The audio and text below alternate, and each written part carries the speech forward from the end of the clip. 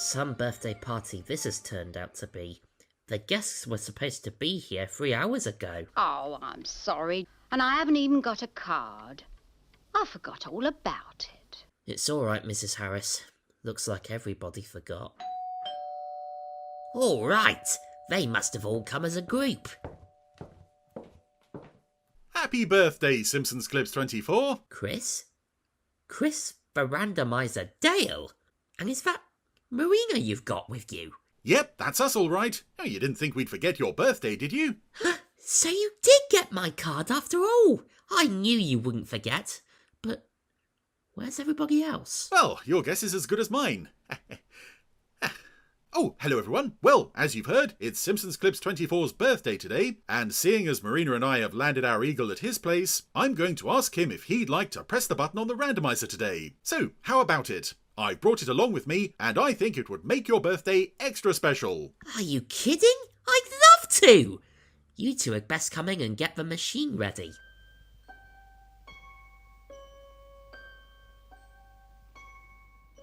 Right, how do I work this thing? You press the big red button there. Thanks, Chris. Now what's it doing? What's that, Marina? Oh, yes, Marina says that the randomizer's just deciding which episode the Podstrons are going to listen to. Wow, I just hope it's a Lavender Castle episode. So, do you want to read it, or shall I? Oh, you go ahead. It is your birthday after all. Right then, let's see what it says. Ooh, so it's Jailbreak. That's Supercar, isn't it? Can't say I've ever seen that one before. You haven't seen... Well, Simpsons Clips 24, I think you're missing out. We could watch it together and make your birthday more special than it already is. That would be wonderful! Well then, listeners, here's Supercar with Jailbreak. Say, would you care for a slice of birthday cake? Supercar! So, welcome back to Supercar on the Randomiser, and not just Supercar, it's Supercar Series 2, which we have not been to for a very long time. And in fact, we haven't been here much at all. I think we've only seen 2 episodes from the second series, Transatlantic Cable and King Cool. So we probably haven't been to the second series in a year, 18 months, probably more. But here we are in the cell. 7 more years and 10 more days, and they're gonna turn me loose. Well, this guy's got a lot of time on his hands. South, that is. Well, it's moving along quite briskly. Here's a photo of, I guess, New York. Oh, it's that same rooftop set that we've seen Supercar land on before. Who's this? Yeah, I get you, boss. Yeah, it's a great scheme. Yeah, see? Sure. Now, don't worry. Joe Anna will be out of jail 24 hours from now. Joe Anna, so that's the guy in jail. We're moving along very briskly here. We've gone from Joe Anna in jail to that guy plotting on the phone. Here we are at Helicopter Services, Inc., where they offer helicopter hire. And this is incredible, this shot, I think.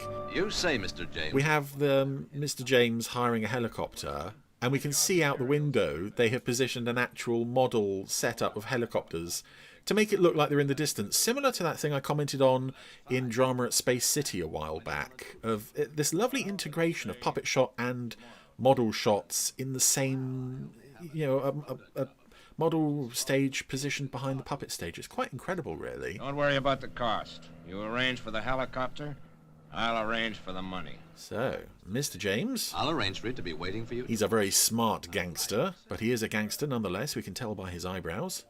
Something that links him with Mike Mercury, in addition to the fact that he's clearly being voiced by Graydon Gould. Yeah, Mike. Good luck. Opening off door. And it's time for more tests on Supercar. What have we got to test today? Wow.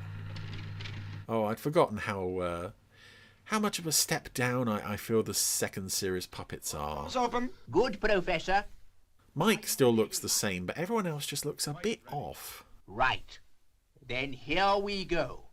Oh, what are we testing? What are we testing? 4, Oh, it's exciting. 2, 1, 0. Ignition. Oh, that's it. It's some kind of ejector seat. In fact, it is an ejector seat, and it has ejected Mike from Supercar. Oh, this is really something. Indeed, from BlackRock entirely. This is gonna work, Mitch. Oh, it's a bit late for you if it doesn't. I mean, he's already coming down now. Oh dear. He's coming down quite fast. Doesn't seem to have a parachute. Fire the retro rockets. Ah, Beaker. we have retro rockets. I wonder if they are similar to retro rockets. Yeah, thank goodness you were here to comment on all this, Jimmy. Mark, fine. Yes, Professor. I think so. Mike will now float down to Earth without any parachute at all and make a very gentle landing in the desert. Well, this all sounds good. Ah, well, he's definitely landed in the desert, as we can tell by the cactus, and a pan up the cactus to reveal... Help!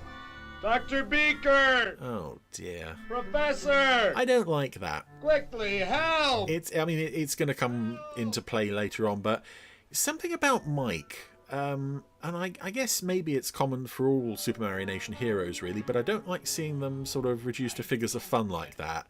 And that image of Mike sat on top of the cactus, unable to get down, is quite unusual for him. He's normally a real man of action who kind of has to get other people down from cactuses.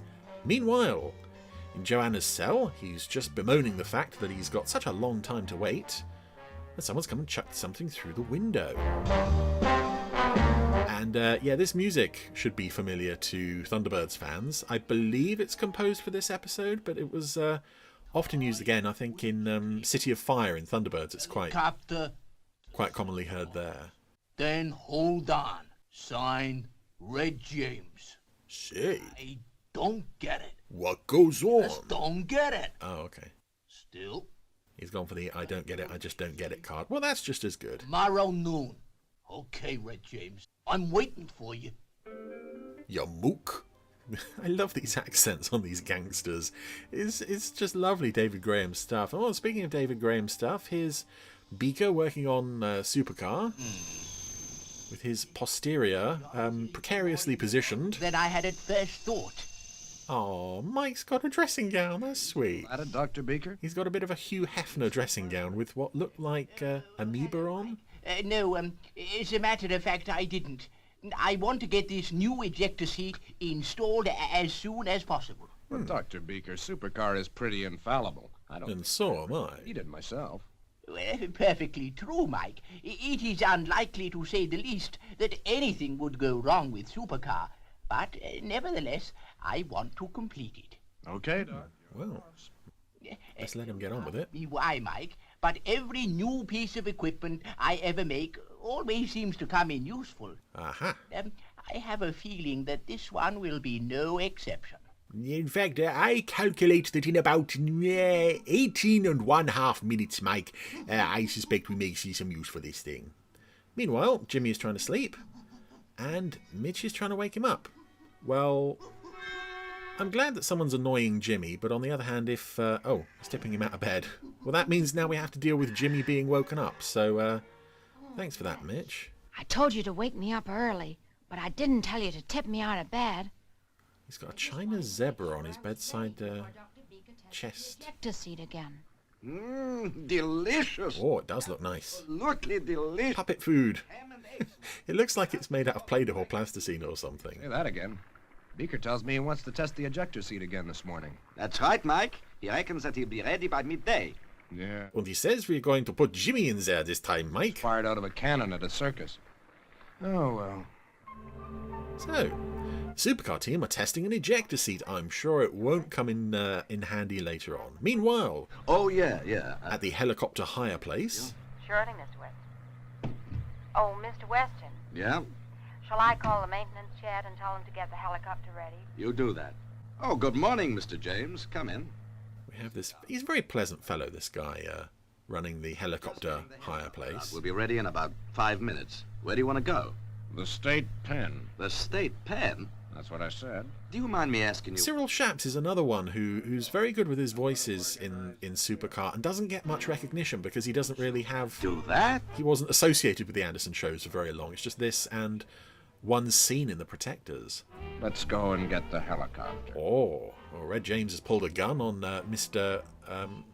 Helicopter. Joanna is pacing up and down in his cell. 11 o'clock. 1 hour to go, and then I'll be out of this joint for good. Thank goodness I'm staying in a prison where I can say things like this in front of my cell door, and there's no security guards who can overhear me, and thus increase security at this prison. Most Thank goodness. When do you think you'll be ready, Dr. Beaker, for the second test? Oh, if you keep on asking me questions, Jimmy, the answer is never.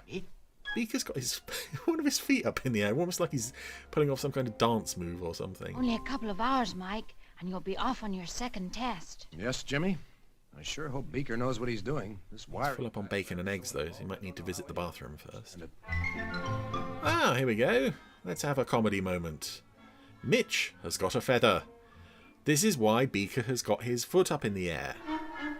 While he's fiddling about with the controls of Supercar. What does it feel like, Mike? Being shot out of Supercar at such a terrific speed. Well, if you'd fancy finding out, Jimmy, I'm sure we can arrange it for you. Too bad. Hope you make a better landing next time, Mike. Yeah, so do I. Mitch! Mitch! Stop it! Yes, there we go. Mitch has taken off his shoe and his sock. Mitch! Stop it, will you? And I'm not sure if I've mentioned this before with Mitch in the second series of Supercar. It may be something that's only occurred to me since I've been watching the series on Blu-ray, because we've got the series on Blu-ray now. Interior of the helicopter there looks a bit like the interior of Torchy's spaceship. I'm sure it's not, but it does look a bit similar. Yeah, Mitch in the first series, I've always found, you know, he was a bit of a liability at times, but often he was quite helpful in various episodes. Whereas in the second series, he is just comedy, and he is just there to cause problems. Letting down the winch, but remember... I really like Mitch in the first series, not so much in the second. Oh, your brains out. Whoa. That's tough talk for Supercar. That's them, all right. Right on time. Now, what did the note say? Tie the steel cable to the bars of the cell window, and then hold on to the cell window. At this point, I'm half convinced the cell door is unlocked and he could just walk out. I don't get the impression there's anyone here. That's a fun twin-rotored helicopter model they've got there. Again, it's very early days for model shots Bars, and then... in these Anderson shows, but it looks very nice. That's it. Tied to the bars, away goes the helicopter. Okay, bud. Give it the gun. Ooh. Bud helicopter guy. And that's it. Oh, they're pulling the bricks and the bars away from the prison wall. And with the bars comes... Eventually, all the puppets are taking a bit of a beating from debris there. Come on, bit more gun. Come on, you can do it. Up, up. One more. That's it! Whoa, he's away. Oh, my goodness. The helicopter ascended very quickly there. So, yes, I think what I felt generally watching the second series of Supercar on DVD, no, on Blu-ray even last year when it came out, was that on the whole I find Roger, Dr. Beaker. the technical developments and improvements that they're making throughout the second series are interesting. That's good stuff, but a lot of the characters, the humours, some of the stories are a bit of a step back. So I find, you know, with Supercar, one area has developed, the other has kind of regressed a bit. Oh, that's the famous Supercar laboratory. The Supercar laboratory, eh? And also in the second series, everyone knows about Supercar, whereas in the first series, they didn't really. The desert. Not too close. I don't want that they should hear the engines. But yes, what are the odds? Joanna's prison and the helicopter that's come to rescue him is Mike Mercury in person to fly you in Supercar to Mexico. passing over the Black Rock lab. This helicopter, but they won't suspect Supercar. Well, that's mighty nice of you, Red. Mighty nice of you. Do you think you'll cooperate? He'll cooperate, all right. I may have said earlier that Mr. James, he looks quite cool and quite distinguished, but he's got some spectacular eyebrows on him. They're just sort of curved upwards, whereas Joanna, his eyes almost look reptilian. They're just these tall, slim, sort of vertical slats. Final preparations for the test now. Aha. So the helicopter has landed. Be now, Dr. Beaker, before you fire Mike out of the cockpit. Oh, Why are you so keen to fire Mike into the stratosphere, Jimmy? and I've put a switch in the cockpit to enable him to do so. Let's hope he doesn't before the roof doors are open, Dr. Beaker. Oh, that is impossible, Professor. yes. I have so arranged the wiring that the ejector seat cannot be fired unless the roof doors are open. Oh. Okay, Professor. So what if he's a million miles away from Black Rock? All right, Dr. Beaker. Is it still dependent on the roof doors being open? Opening roof doors. As he says, though, early days yet. This might have been safer outside, actually, with the question of the roof doors. Oh, something startled Mitch. Here we go, Mike. Stand by for countdown. Standing by. 5, Yes, 4, okay. 3, 2, 1, 0. Ignition. Oh, there they are. Mr. James and Joanna On earth has happened? Hey, what goes on? have broken in. Tell you, we got in here while you were all busy testing whatever it is you're testing. Because you don't lock the place up, even though you have several sworn enemies, see? Still, Jimmy, they're armed. We don't want anything to happen to you, Jimmy. In fact, just go out there and do a little dance for You're them. right, that's all. And I've decided that I'm gonna travel in style. I want you, Mike Mercury, to take me to Mexico. Mike Mercury. Over my dead body. Uh-oh. If you don't take me, that's just how it'll be, Mike Mercury. Did I say over my dead body? I meant over Jimmy's dead body. Oh, very serious stuff. Yes, gunplay. Lots of gunplay about the place. How are they going to get out of this one? Start the engines. Sure. Perhaps, just perhaps, their ejector seat thingy might come into play here. No funny stuff. Otherwise, the boy's gonna get it. You understand? You said funny stuff and lots of it. Righto. You Oh dear. Jimmy has got a gun trained at his head, and I could care more. I think I can now claim to be a member of the Supercar Club. Okay, so you're actually name dropping the Supercar Club in the show. Very clever, yes. 13,000. Well, again, show of hands. Who's invested in Jimmy's survival here? Where's Mitch through all this anyway? Just before we go, let me tell you something. You're not gonna get away with this. Listen, Mike Mercury. I could listen to that all day, Mike Mercury. I love the David Graham gangster voices you get in these shows from time to time. I got a gun pointing straight at your head. Well, James is covering the kid. not really. It's sort of pointed ahead of you. Do nothing but what we say. We'll get away with it. Now get going. What's happened to the Mr. Helicopter pilot guy? Mr. Helicopter hire firm guy? He was in the helicopter. He landed the helicopter. Helicopter is still outside. Mike. I thought... Presumably he's not cleared off. Dunno. They tied him up or something and I waffled over it. Eject. Oh, nothing, Mr. James. We always use a code name for every flight, for air traffic regulations, you understand. You'd better be right, Dr. Beaker. Yes, I'm not just using that word as an obvious hoist by your own petard moment. You have still got that gun on Jimmy, haven't you? Full boost vertical. Off they go then. Hooray! Whoa, very fast. He must have got very used to lifting Supercar off the ground quite quickly by this point in the series. Height 2,000 feet. Changing to horizontal flight, over. Roger, Mike. Over.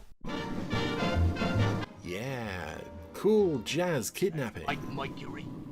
Set course for Mexico. Sure. Turning on to 180 magnetic. So how's he going to contact Mr. James when he gets to Mexico to let him know that this all went well? You mind if I open the canopy? Are you kidding? I could do with some fresh air. It's already open. After living in a... Oh, they're actually making an effort to make it seem like there is a roof, which of course there isn't because you have to have the wires going out the top of the canopy. What's going on up there? Oh, nothing. They have just set course for Mexico, and they have opened the canopy of Supercar to get a little fresh air. What were they at? 20,000 feet? That is that? Nothing at all, Dr. Beaker. That should be interesting. Stays that way. Very shallow breathing might be called for here.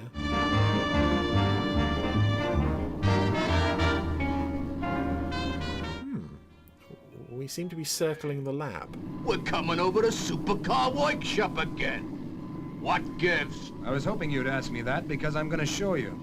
Now just watch this. I'm going to throw this switch. Oh, there he goes. Whoa. Mike's ejected there, but he nearly took the canopy of the supercar prop with him. Help! Which, of course, means Joanna Can you hear me down there? is alone in supercar with only a gun Help! and his prison clothes. Hello, Joe. We can hear you. What is the trouble? There's been an explosion in the car. My Mercury's blown clean out of the roof. Oh, no. My own up here. You gotta help me. What's happened? I only wish I He hit a button marked eject. I don't know if that had anything to do with it. Well, don't just sit there. Without a pilot, Supercar will crash, won't it? Professor, you had better take Supercar on remote control. Ah, there it is. Lots of remote control for supercar.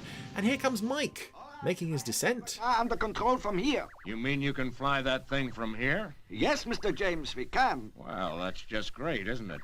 Bring Supercar back. This sounds like they're being very cooperative with this whole hijacking of supercar thing. Of course, in fact, they're playing right into his hands here. Oh, no, they're making him play into their hands. And Mike has ended up on the cactus again. Oh, here comes trouble. Mitch has a horseshoe and seems to be making a rude gesture with the fingers on his other hand. Oh dear, that's it. Oh! Lobbed the horseshoe through the window at Mr. James. Knocked him out. Goodbye, Mitch. Quick, Jimmy. Get his gun. And I will bring Supercar into land. One moment, Professor, one moment. Beaker calling Supercar. Probably given him a concussion or Joe. I don't know. That looks quite nasty. Joanna. Thank goodness Jimmy is okay, though. Sudden flurry of shattered glass didn't upset him. Here you, Dr. Beaker. What do you want me to do? I'll do anything, but please, just get me down. Supercar is hovering directly over the workshop. Wave to us. Side so that it lands in the workshop itself. Ah, well, this is going to require precision aiming. We will bring you into land. If you don't, we will tip Supercar upside down. Whoa. And throw you out.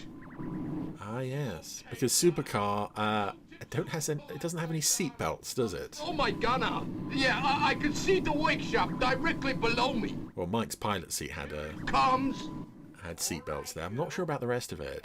We are waiting. There it is. All right, Professor.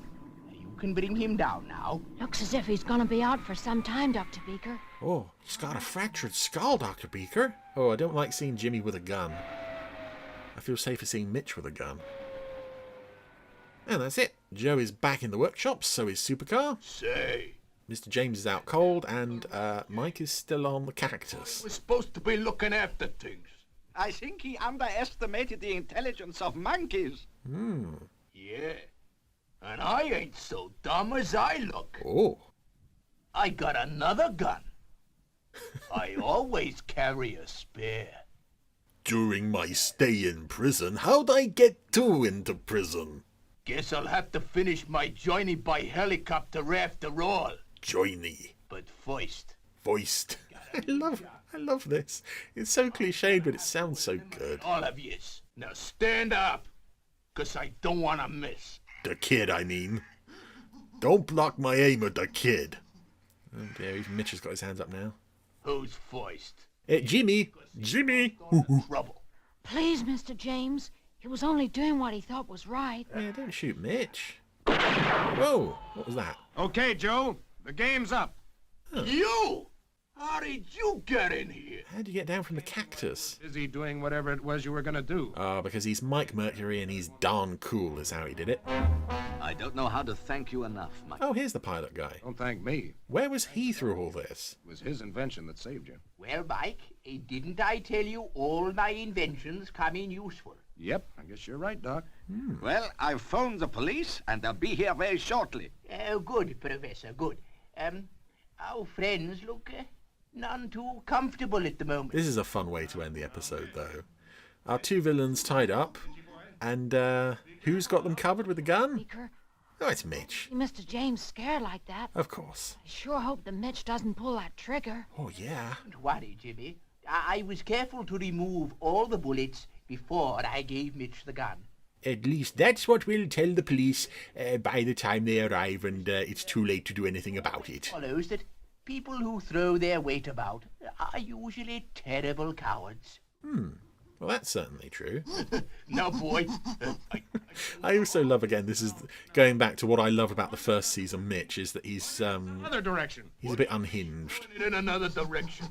What about me? Okay, well, as Mitch comedy endings go, No, not here. this is quite fun. Leaving our two villains in fear for their lives from Mitch and an empty gun. Well, there we go. That was Supercar, Jailbreak.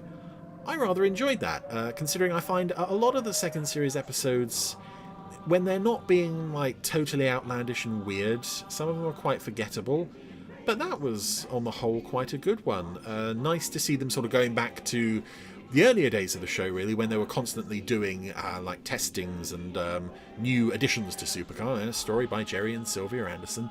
And so to bring that into the second series, they didn't really sort of do many stories like that in the second series, coupled with these rather fun and, at times, quite threatening, for Supercar anyway, guest villains. So, nothing remarkable here. But it's a solid, typical episode of Supercar, so on the whole, pretty good. Thumbs up. I did enjoy it. Superb.